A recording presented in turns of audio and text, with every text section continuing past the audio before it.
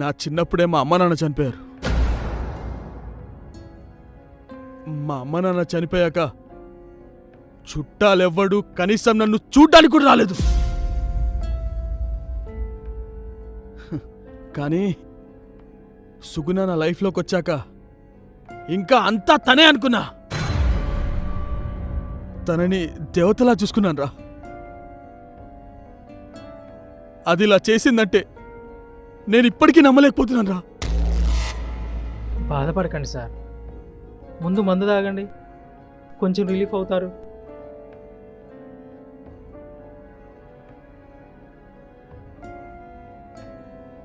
అసలు నేను దానికి ఏం తక్కువ చేశాను తమ్ముడు? నన్నే ఎందుకు చంపాలనుకుంది? అస్సలు నమ్మలేకపోతున్నాను నేను.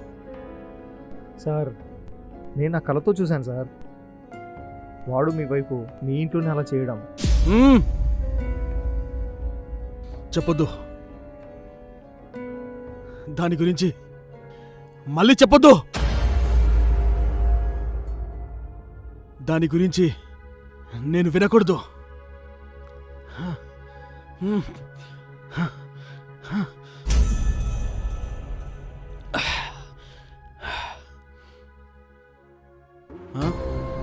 సార్, వాడే సార్. వాడి మాటలు నేను వినాలి. ఫోన్ స్పీకర్లో పెట్టు. పెడుతున్నా సార్. హలో హలో, ఏంటి పని అయిపోయిందా ఏంటి? ఏం మాట్లాడరు? వాడిని చంపేశారా లేదా? అయిపోయింది. అయితే వాడి ఫోటో తీసి ఈ నెంబర్కి వాట్సాప్ చేయి. సరే, 5 నిమిషాల్లో సెండ్ చేస్తా. ఓకే, లేట్ చేయకు, త్వరగా సెండ్ చేయి. సరే, చేస్తా. అలాగే. ఓకే. ఏమన్నారా? పని అయిపోయింది మామ. వాడిని వేసేశారు. ఫోటో సెండ్ చేయమని చెప్పాను, కాసేపట్లో ఫోటో వస్తుంది.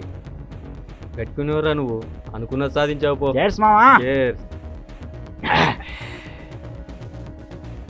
సార్, ఇప్పుడు ఏం చేద్దాం సార్? వాడికి నా ఫోటో సెండ్ చేయి. ఎలా? నేను మిమ్మల్ని చంపలేదు కదా, ఇప్పుడు ఎవరు ఫోటో సెండ్ చేయాలి? నా ఫోటోనే సెండ్ చేయండి.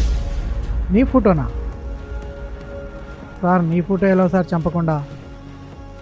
చంపకుండా కాదు, నన్ను చంపేసి ఆ ఫోటోని వాడికి సెండ్ చేయండి.